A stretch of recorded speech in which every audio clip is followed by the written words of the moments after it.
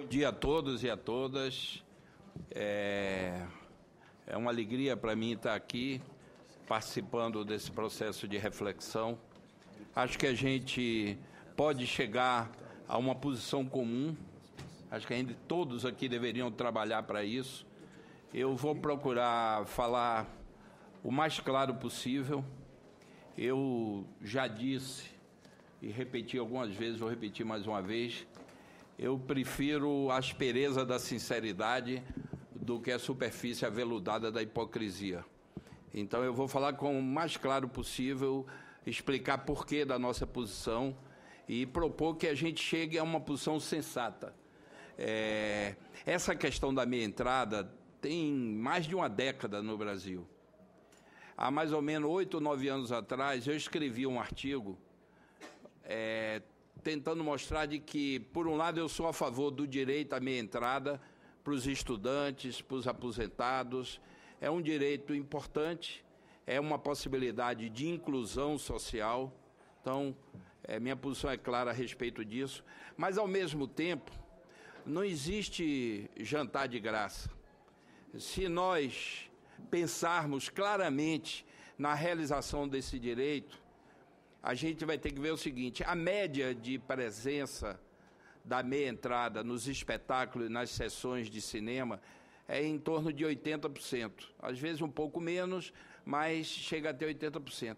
Se tem essa possibilidade de 80%, é óbvio, é isso que eu estou tentando chamar a atenção, por isso que eu falei da questão da relação da sinceridade e da hipocrisia. É óbvio que se chega a 80%, não existe meia. O que nominalmente será chamada de meia, o custo é de uma inteira. Porque quem vai pagar isso? Isso que é importante as pessoas terem consciência. De que alguém acredita que um empresário monta um cinema para ter prejuízo? Não, ele paga todas as despesas e tem uma margem de lucro. Um espetáculo de dança, de teatro, qualquer um, ele vai ter que pagar todos os custos e mais uma pequena parcela de lucro. Então é o seguinte, essa soma, se você chega a 80% de meia, evidentemente que você vai, a meia, na real, na verdade, no que a gente vai pagar ali no guichê, é uma inteira. E a inteira é a estratosfera do preço das entradas de espetáculos de cinema do Brasil, que é um dos lugares mais caros do mundo, exatamente porque não tem um ordenamento do direito da meia. Então, diante desses números, há 8 anos atrás, eu escrevi um artigo que eu não me lembro que jornal foi que publicou, foi a Folha, dizendo o seguinte: vamos ter um pouco de sensatez. Por um lado, defender o direito da meia, mas, por outro lado, encontrar uma saída que realize de fato a meia. Porque se a meia custa o preço da inteira, é uma hipocrisia, é uma falsificação. Não existe a meia no Brasil. Existe nominalmente a meia no Brasil. Mas é só somar para ver que não há possibilidade de manter a situação atual. Na época, a UNE foi contra, por um lado. Por falar nisso, a UNE chegou, eles não tinham sido chamados. A presidenta recém-eleita, quero parabenizá-la por essa eleição e pela vitória de ontem. A juventude conseguiu iluminar o país da insensatez que seria cometida.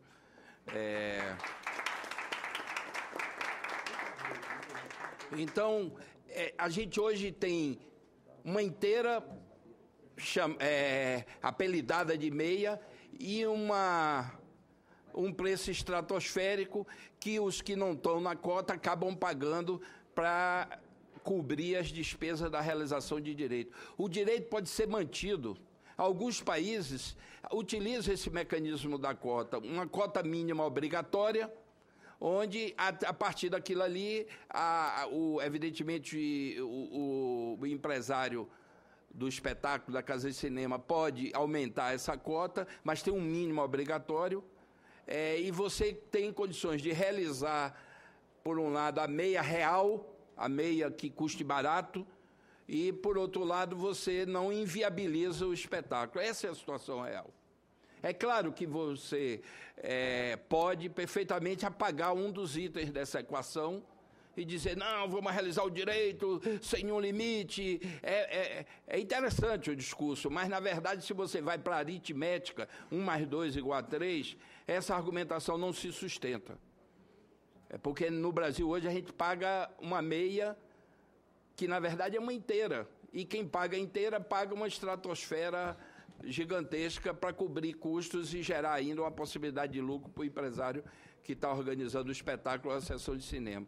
Então, eu acho que a cota é uma situação razoável. Se uma das categorias entra fora da cota, você destrói todo o acordo que foi feito durante 6 anos de discussão. Tivemos, 7, 8 anos. 8, sim, mas no início eles eram contra, a UNE era contra, depois foram caminhando numa direção positiva de chegar a um acordo dos dois lados. E, de última hora, na hora de votar o projeto, foi incluído os aposentados, que eu acho justo, o direito dos aposentados à meia. Perfeito. Mas pode ser dentro da cota.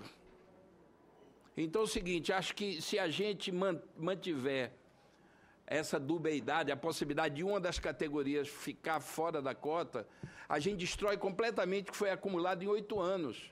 E aí volta para essa situação que não sai do mesmo lugar e aí não justifica a existência de uma nova lei sobre o tema. Essa que é a grande questão. Então eu estou chamando para a sensatez de todas as partes, para que a gente possa, de fato, realizar o direito por um lado e viabilizar o espetáculo no Brasil a um preço razoavelmente justo. Aí algumas pessoas vão dizer, mas quem garante? Quem garante é o próprio, por um lado, o próprio mercado, segundo a fiscalização. Hoje, boa parte do borderô, não vou dizer que a totalidade, mas boa parte do borderô é digital, então o controle é fácil. A gente pode criar mecanismos, inclusive, de um controle que possa ser feito a qualquer momento.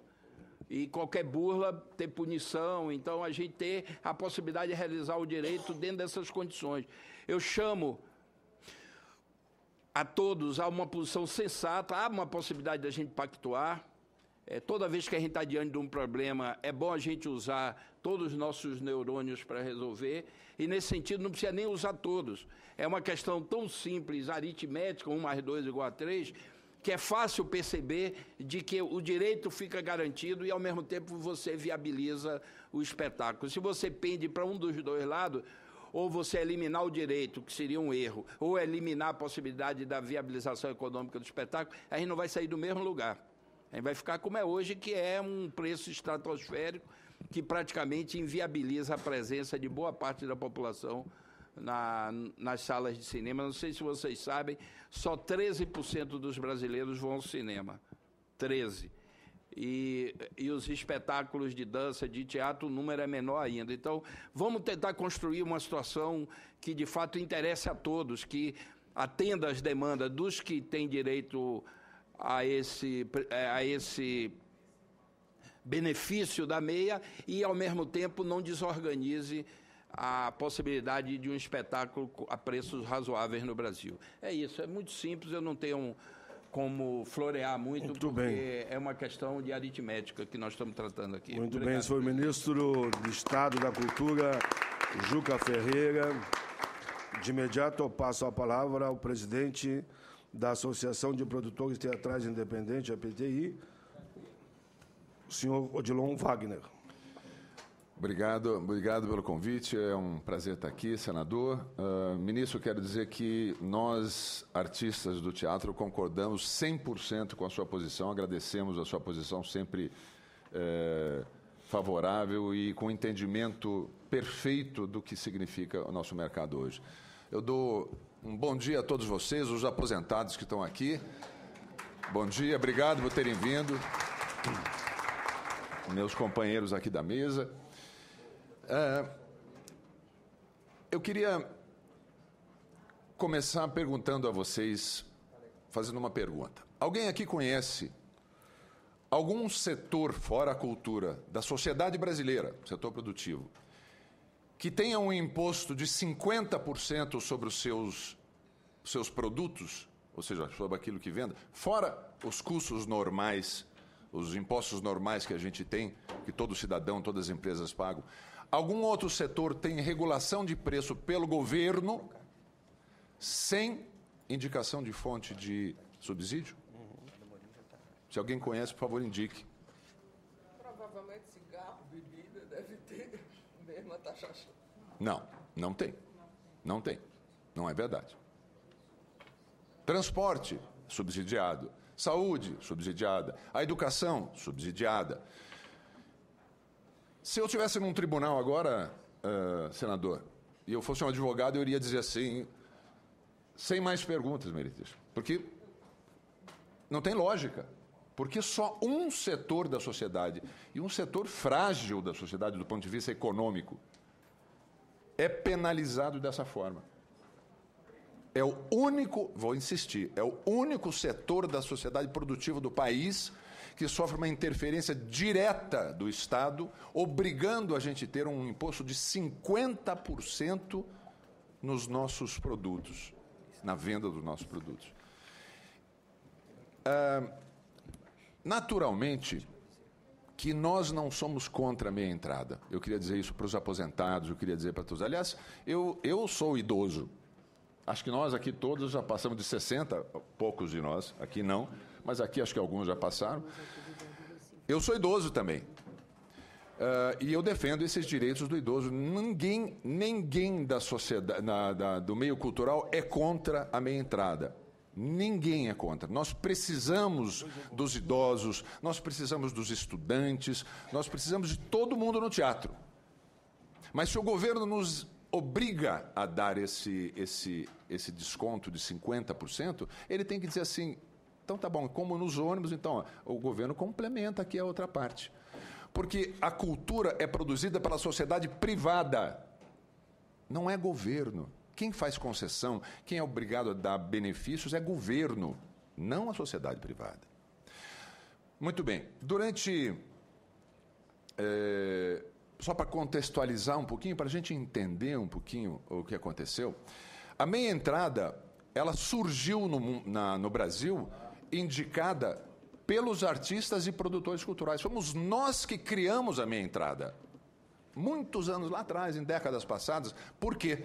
Porque os estudantes não estavam vindo ao teatro, não estavam vindo ao cinema. E nós queríamos os estudantes dentro, então nós criamos esse benefício para trazer eles para dentro do teatro.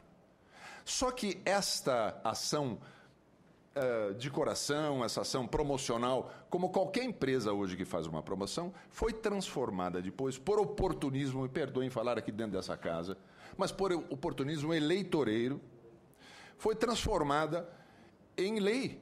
Criaram depois lei para o estudante, então tinha isso. Depois foi lei para o professor, depois tinha lei para bombeiro, lei para os idosos. Eu fui criando leis e nós começamos a ficar engessados dentro dessas leis. Em cada município do país, em cada estado do país, tem uma lei diferente da meia entrada. Em alguns lugares pode entrar X pessoas, na outro tanto. Para alguns dá para professor, tem alguns lugares que tem para categorias que vocês nem imaginam. As coisas mais absurdas que acontecem por esse país. Por isso que se criou esta lei que nós estamos falando hoje, que é a Lei Geral da Meia Entrada, para tentar unificar. E dentro desta lei, nós, produtores culturais, artistas, ainda concedendo, porque é uma concessão nossa, não é do Estado. O Estado não está, o governo não está concedendo nada, o governo não está dando nada para ninguém. Nós, produtores culturais, estamos concedendo, dentro da lei da meia entrada, entendemos que era necessário ainda manter uma cota de 40% que unificasse todas as categorias beneficiadas pela meia entrada. Então, estudantes, idosos, que foram os que participaram de o que o ministro falou, durante 8 anos nós tivemos nesta casa aqui discutindo, debatendo, a UNE presente com a gente, tínhamos aí grandes diferenças com a UNE no começo, fomos nos acertando, isso que o ministro falou, buscando bom senso, buscando compartilhar as ideias para tentar colocar todo mundo numa situação confortável. finalmente nós nos acertamos e entendemos que 40% da cota para todas as políticas públicas, isso é importante a gente frisar, todas as políticas públicas, idosos, professor, se tiver uma lei nova aí, eu não me admiro se daqui a pouquinho alguém vier dizer assim, olha, foi criada lá no Rio Grande do Sul uma lei para apicultores deprimidos que tem 50%. Não me admiro que venha, porque fazem leis de todas as formas para a minha entrada. Todas as políticas públicas têm que caber dentro dos 40%. Foi acertado isso, 8 anos de batalha, todo mundo de acordo, todo mundo fechado. A então senadora Idely Salvati assinou essa lei junto com a gente, aprovou essa lei junto com a gente, e, no finalzinho de 2013, no fechar das luzes de 2013, dezembro, a senadora, então, naquele momento, ministra da Casa Civil, retira os idosos dessa cota de 40%. Jogando literalmente no lixo toda essa luta, toda essa batalha que nós tivemos, esse acordo que nós fizemos durante esses anos todos. Bom, quando os idosos falam, como o ministro falou agora há pouco, eu corrijo até um número seu, dentro do teatro, meia entrada é 90% para cima da casa. Um teatro de 100 lugares, 90, 93, 94 são meia entrada. Porque tem meia entrada para um monte, é estudante, é idoso, é professor, é funcionário público. Cada lugar tem uma coisa diferente. Doador de sangue, até para doador de sangue, você não quer meia entrada. Bom, então, a maioria é meia entrada, portanto, o produtor cultural, como diz o ministro, se o preço normal seria R$30, o que ele faz? Ele aumenta o preço para 60, para ele ter o 30 que ele precisa ter para fechar as contas dele. É matemática, como disse o ministro. Aritmética, exatamente. Além disso, tem algumas leis, é importante vocês só entenderem esse nosso universo. Tem algumas leis no Brasil, em alguns estados, que é o seguinte, se você dá um desconto, e todos os produtores culturais dão um desconto. Porque se eu estou com a casa vazia, não está 100% cheia, eu falo assim, opa, eu vou diminuir meu preço e fazer promoção. Não é assim com a companhia aérea, não é assim em qualquer produto. A loja está vendendo roupa, não vendeu bem nesse período porque o verão não foi tão quente, não vendeu tanta roupa leve, ou ao contrário, liquidação. Mas o governo não obriga a loja a fazer liquidação. A loja que decide a hora que ela faz a liquidação. No nosso caso, não. Nós somos obrigados a fazer liquidação 100% do ano. Muito bem. Tem alguns lugares, alguns estados no país em que tem leis que dizem que você tem que dar meia entrada pelo menor preço praticado que você tiver na bilheteria. Então, se o meu preço normal, digamos, é R$100, a minha meia é 50, mas eu quero fazer uma promoção a 20, eu tenho que fazer a 10. Tem leis assim. É esse o mercado que a gente vive. Então, se nós não regulamentarmos esta lei, se nós não criarmos regras e colocarmos todo mundo dentro dos 40%, nós vamos estar massacrando a cultura brasileira. O que está acontecendo é um massacre com a cultura brasileira. E me perdoem a firmeza da colocação que eu estou fazendo, porque, como o ministro falou, é uma década quase debatendo esse assunto. Esse imposto, ele impõe uma das mais importantes áreas do nosso governo, do nosso país, uma das mais importantes armas que uma nação tem, que é a cultura, é a educação, ela está afundando com o setor cultural. Nosso país não tem saída que não seja educação e cultura. Mas se a educação e cultura não puder ser entendida, como a gente acha muitas vezes que as pessoas não têm a compreensão exata da importância da cultura, do sentimento de pertencimento de uma nação, da importância que a cultura tem para a complementação educacional de um povo, se isto não for suficiente, eu vou trazer para vocês um pouquinho de números, para vocês entenderem o que significa a produção cultural no nosso país. Existe como muitos de vocês sabem, é chamada economia criativa, que são todas as áreas criativas, as artes, a televisão, a moda, a design, todas as áreas que dependem de criação. É uma das atividades culturais, economias culturais que mais, atividades de economia produtiva que mais crescem no mundo. O país que mais desenvolveu essa ideia foi a Inglaterra. A Inglaterra que joga um caminhão de dinheiro na cultura. E ela não diferencia se é produçãozinha pequena, se é produçãozinha grande, ela joga um caminhão de dinheiro na cultura. Porque eles descobriram que cada dólar, cada euro, no caso deles a libra, colocada na cultura, de 5 a 7, retorna para o Estado em forma de impostos. A nossa indústria é uma indústria limpa, que não polui e que emprega permanentemente, cada vez mais. É a única indústria no mundo que precisa da mão de obra física, das pessoas para trabalhar. Hoje, a economia criativa, o setor cultural e de entretenimento emprega mais que a indústria automobilística, senador. E não é difícil a gente entender isso, porque as indústrias estão cada vez mais automatizadas, elas não precisam de ser humano. Nós precisamos de ser humano. Nós empregamos mais do que a indústria eletroeletrônica. E esses dados que eu estou dando a vocês é de 1999, pela Fundação João Pinheiro, lá de BH. 99. Seguramente agora isso já cresceu. E com um detalhe, nós remuneramos melhor do que essas indústrias.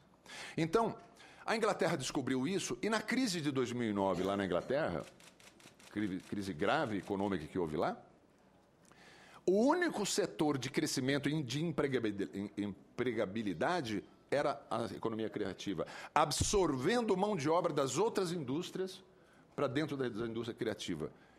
E a Inglaterra bate o pé nisso e investe, como eu disse, um caminhão de dinheiro na cultura. Outro exemplo muito fácil para a gente ver, de um país que saiu de uma derrota de guerra violenta, a Coreia do Norte, que se transformou numa das maiores potências mundiais, porque décadas atrás descobriu que é só através do conhecimento, da educação, da cultura que eles iam sobreviver.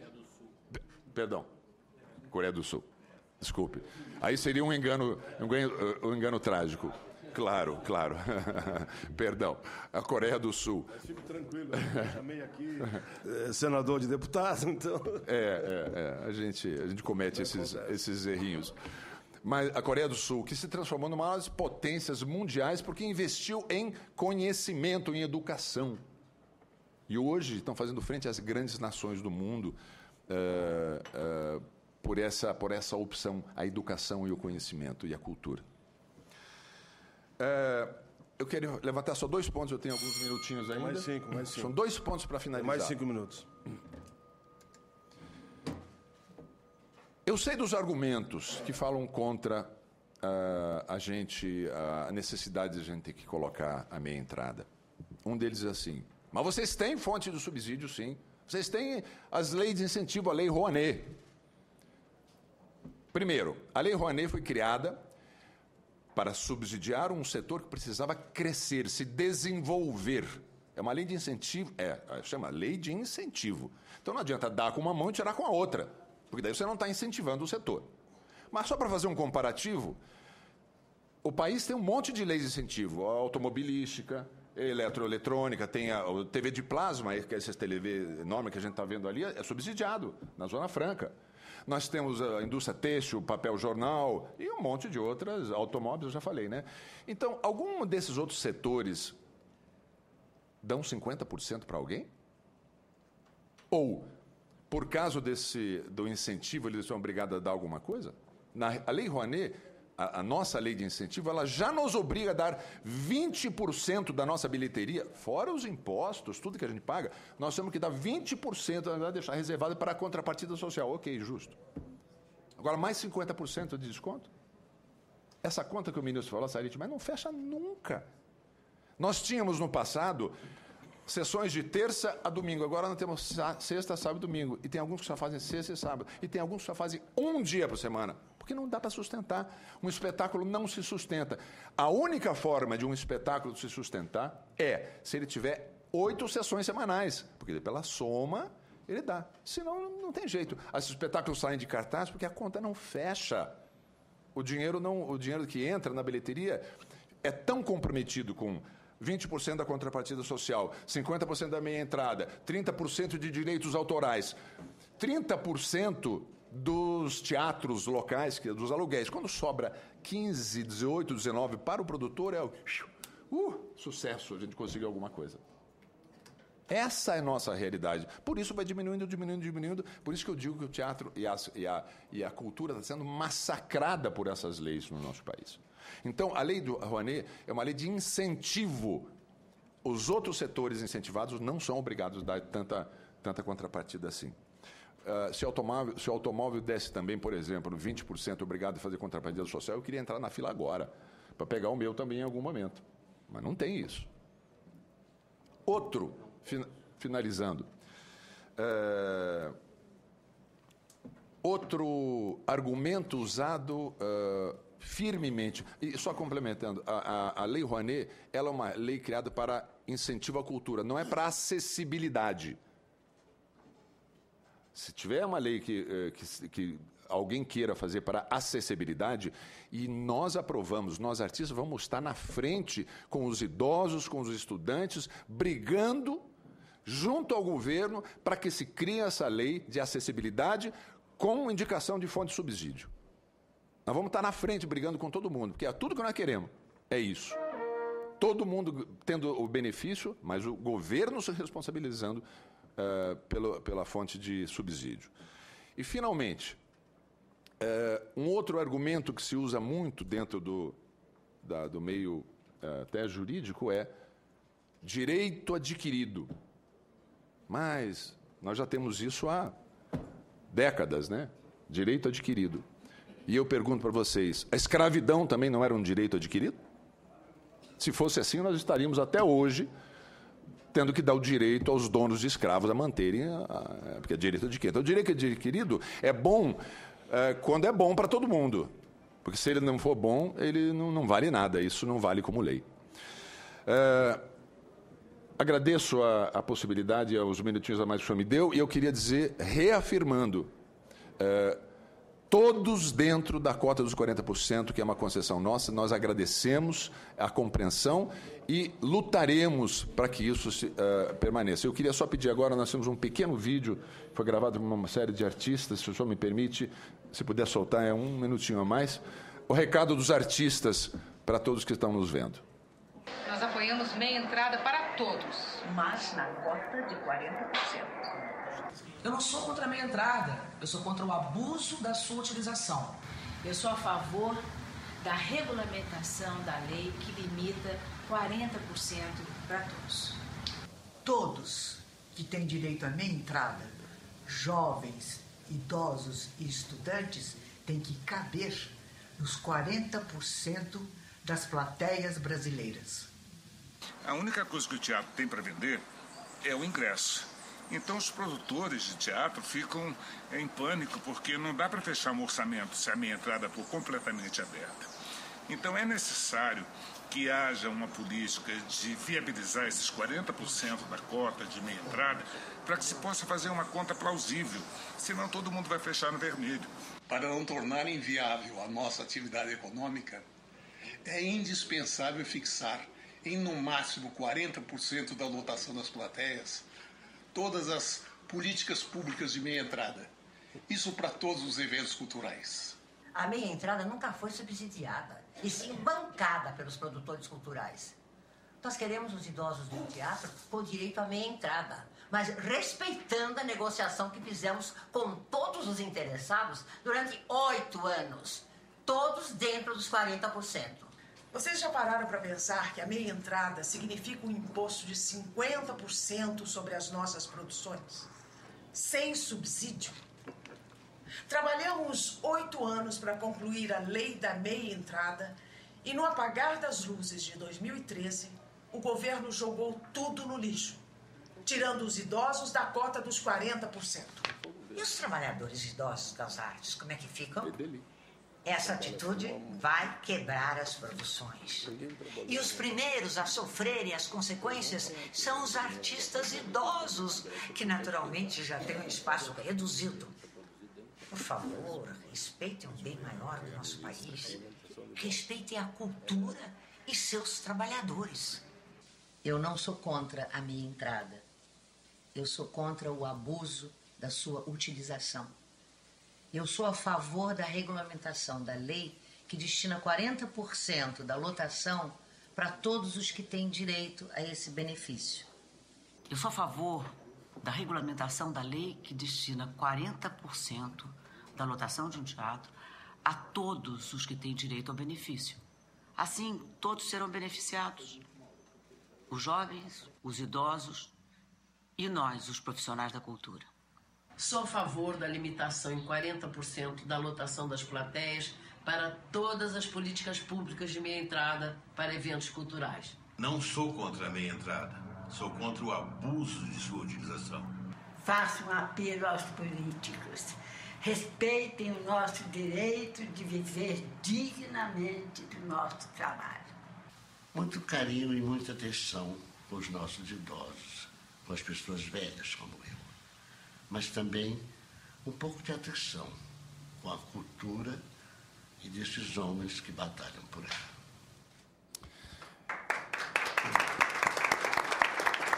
Esse é o recado dos nossos artistas idosos da importância. E eu pedi mais só um segundinho só para o senador, que gentilmente me concedeu, só para comentar com vocês. Enquanto nós estamos discutindo 50%, a cota, né, todo mundo dentro dos 40%, teve uma outra lei que entrou agora com uma emenda ao estatuto criado pelo senador, que não dá 50%, dá 100%. Está propondo a senadora Vanessa, lá do PCdoB, lá do Amazonas, está propondo 100% de gratuidade para o idoso. Agora, vejam vocês, segundo essas argumentações, se isso caberia dentro do nosso setor. Aí sim seria o fim das artes no país, sem dúvida nenhuma. 100% no plano de saúde. É. Ok. Muito obrigado. Tudo bem, esse foi o artista, o ator, Odilon Wagner, que fez com muita competência aqui a defesa do seu ponto de vista. Ele que é presidente da Associação de Produtores Teatrais Independentes, APTI.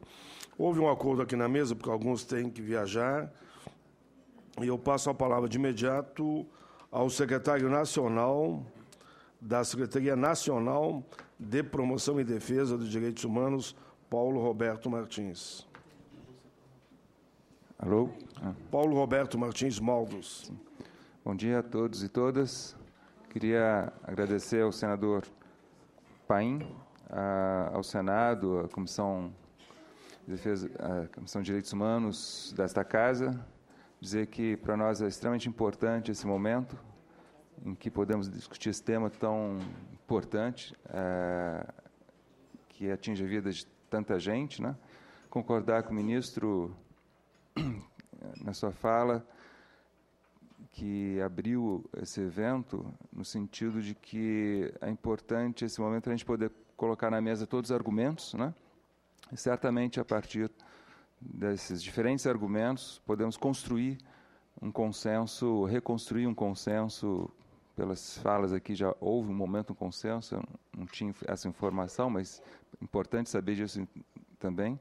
Eu ouvi atentamente todos os argumentos aqui, vou passar a incorporar na própria análise daqui para frente esses argumentos manifestados antes, né? Mas eu acho muito importante que os diferentes pontos de vista sejam colocados, porque cada um fala a partir do seu lugar social, político, econômico, e é dessa diferença de lugares sociais e políticos que a gente pode realmente construir algo que respeite o direito de todos, né? Então, eu vou rapidamente passar a leitura do que eu preparei em nome da Secretaria de Direitos Humanos, que não é a mesma posição que veio sendo colocada até o momento, mas que a gente coloca à disposição essa argumentação para que, como colocou o ministro, podemos daqui para frente, em conjunto com outras propostas e avaliações, podemos construir novamente um consenso. Bom, nós todos somos favoráveis à manutenção do direito adquirido pelos idosos, direito adquirido, reconhecido, nós afirmamos isso sim, e suas organizações, assim como pelo conjunto da sociedade civil, no Estatuto do Idoso. Neste Estatuto se afirma o direito de todos os idosos terem 50% de desconto nas atividades culturais. Uma parte dos idosos não terem acesso a esse direito reconhecido amplamente, como preconiza a Lei 2.933, de 2013, com a proposta de 40%, para nós significa um retrocesso no reconhecimento de direitos no nosso país. Importante salientar que a luta por direitos, principalmente dos segmentos mais frágeis da nossa sociedade, vem desde a luta contra a ditadura, se espalhou pelo país e se enraizou nas lutas e na consciência popular e ganhou o processo constituinte, definindo o espírito e o texto da Constituição Federal de 1988. A partir daí, o reconhecimento de direitos sociais vem se desdobrando, a nós é algo extremamente positivo, vem se desdobrando em legislações, atos administrativos, instituições públicas, conselhos, comitês, processos conferenciais de participação social e política no nível federal, nível estadual, nível municipal. Na área dos direitos humanos, firmou-se nos PNDH 1, 2 e 3 esses direitos. E no PNDH 3 está bastante clara a defesa do direito integral do idoso e da idosa de usufruir amplamente dos bens culturais do nosso país. Limitar esse direito hoje, como coloca, a nosso ver, a Lei 2.933, de 2013, significa ir contra o sentido da história do país das últimas décadas, onde o povo brasileiro busca sempre mais direitos, mais democracia, mais acesso aos bens coletivos, mais igualdade de condições, mais justiça aos segmentos mais frágeis de nossa população. Não por acaso, nos últimos tempos, percebemos no Congresso Nacional ondas seguidas de busca de redução de direitos. É importante colocar esse contexto que ocorre hoje para a gente, inclusive, diferenciar talvez essa discussão desse contexto. Mas é importante, eu queria lembrar que temos hoje uma espécie de contra-reforma devastadora para o restabelecimento da desigualdade e da exclusão social no nosso país. Busca-se reduzir ou anular direitos reconhecidos, principalmente dos mais frágeis, como povos indígenas, quilombolas, povos tradicionais, por exemplo, com a PEC 215. Direitos da juventude e adolescência com a PEC 171, derrotada hoje, de madrugada, no Congresso Nacional, na Câmara dos Deputados, e assim por diante. Sempre orientados pelos interesses econômicos e por uma visão onde faltam absolutamente os valores da solidariedade e da generosidade humanas. Os idosos e idosas são uma parcela cada vez mais expressiva da nossa população. O país está envelhecendo. Somos cada vez mais... Está mudando o desenho da nossa sociedade, em que os idosos e idosas formam cada vez uma parcela mais ampla. E a maioria dos idosos e idosas são trabalhadores de baixa renda. O conjunto das gerações passadas dedicaram suas vidas para produzir tudo o que usufruímos como indivíduos e como sociedade. Nossas casas, nossas fábricas, mercadorias, objetos, serviços, bens de todos os tipos, materiais e culturais. Negar-lhes o direito ao usufruto pleno dos nossos bens culturais, aí sim, queremos afirmar que temos total concordância sobre a importância da cultura e dos bens culturais, das produções culturais, temos que zelar pelo seu fortalecimento e pela sua ampliação cada vez mais, né? Então, negar-lhes os direitos dos idosos, por outro lado, ao pleno usufruto dos bens culturais, é negar-lhes o direito à cidadania, é negar o direito ao reconhecimento pelo que tanto fizeram pelo nosso país, pelo nosso povo, ao longo de suas vidas, por meio de sua capacidade de criar e produzir tudo o que somos e tudo o que temos hoje. Bom, essa é a nossa posição, mas a gente queria deixar bastante claro que reconhecemos os argumentos colocados aqui na mesa, reconhecemos, inclusive, as colocações feitas pelos artistas, que temos uma grande referência, são referências para nós, a nossa história, né? E nos colocamos à disposição de, a partir dessa demarcação, né, em termos de defesa do direito do idoso, expresso no Estatuto do Idoso, expresso no PNDH3 e nos programas de direitos humanos que antecederam, nós nos dispomos à disposição, como colocou o ministro, a seguirmos dialogando. Compreendemos esse apelo à questão da realidade hoje, foram muitos elementos colocados em termos de elementos de realidade, tem que ser levado em conta. Então, nos colocamos à disposição para seguir refletindo e construindo o consenso que vem em benefício de todos nós. Obrigado. Muito bem, foi Paulo Roberto Martins Maldo, secretário nacional da Secretaria de Direitos Humanos e Promoção da Presidência da República. De imediato, passo a palavra para o presidente da AQB Produções e Marketing Limitada, fundador e conselheiro da Associação Brasileira dos Promotores de Eventos, ABRAP, senhor Alessandro Queiroga Barros. A gente vai fazer o apelo para que todos fiquem nos 10 minutos. Eu dei um tempo especial para o Odilon, porque o ministro não usou nem o tempo dele, então acabou complementando. Eu peço que todos fiquem nos 10 minutos. Agradecer ao ministro aqui. Bom dia a todos, ao ministro, ao senador e demais presentes. A minha exposição vai ser bem rápida e bem sucinta. Mas antes eu queria fazer uma observação sobre o que já foi colocado aqui. Na verdade, existem outros entendimentos com essa questão do veto no artigo 7º da lei, que, na verdade, esse artigo 7º ele tratava de como o idoso teria acesso ao ingresso a 50%, apresentando sua carteira de identidade.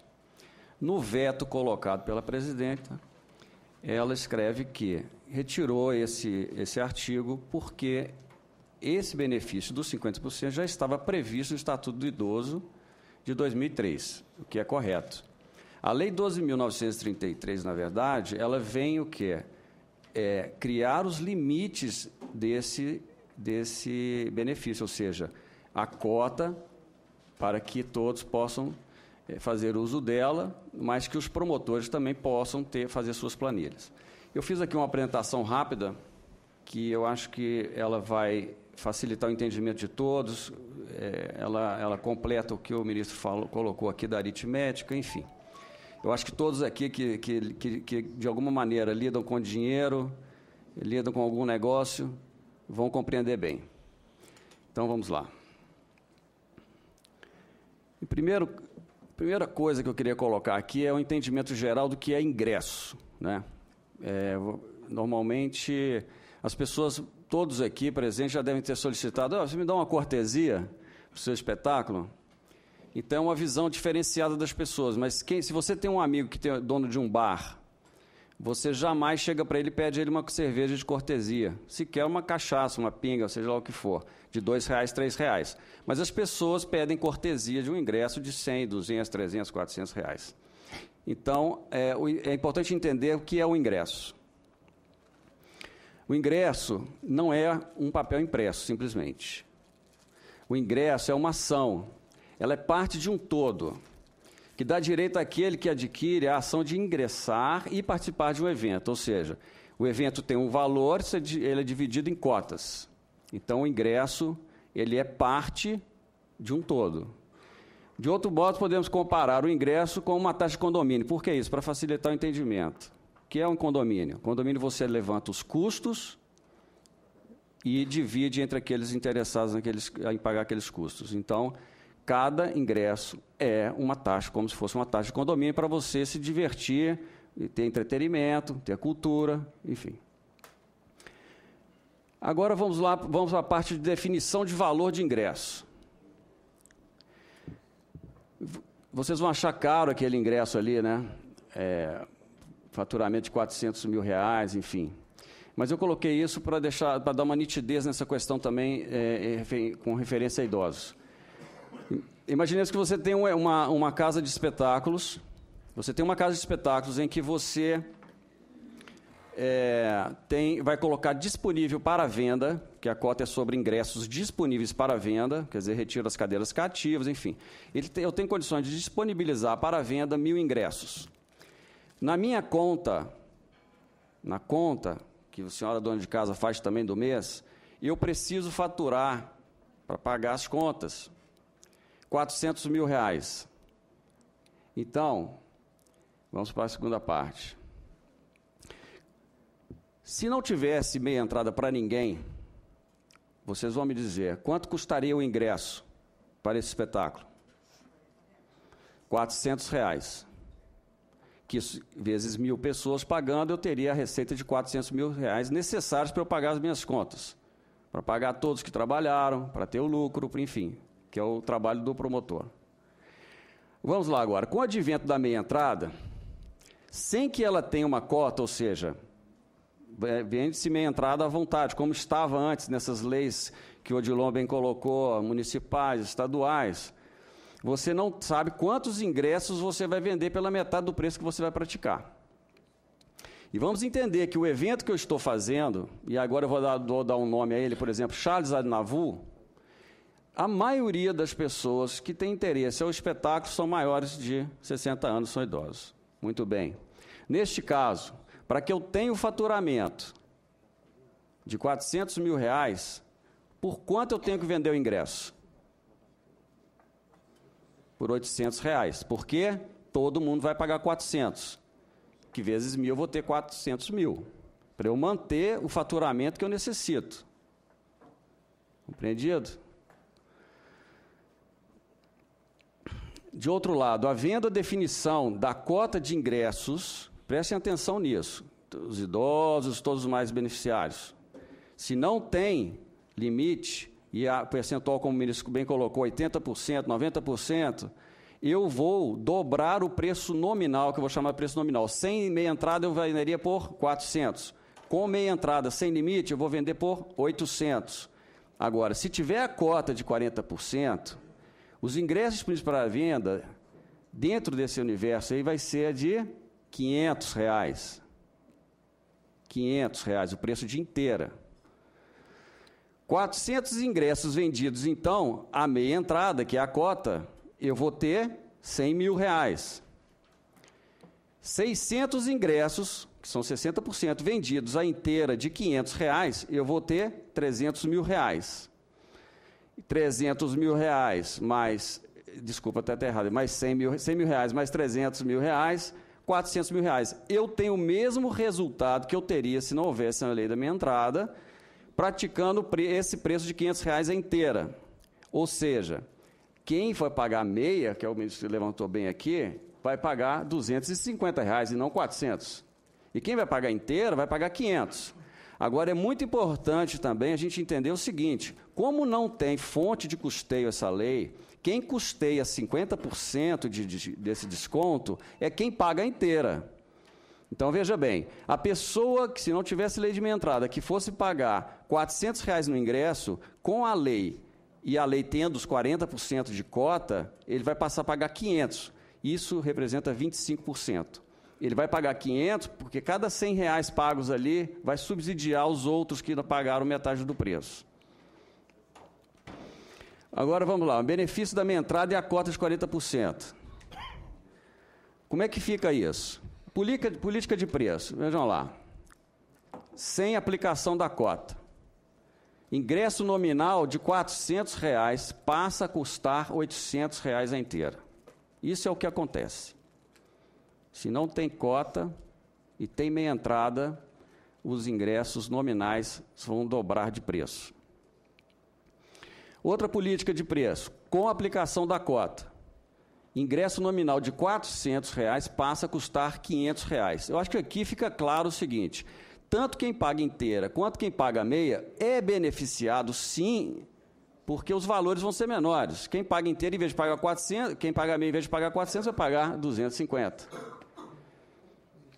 Conclusão.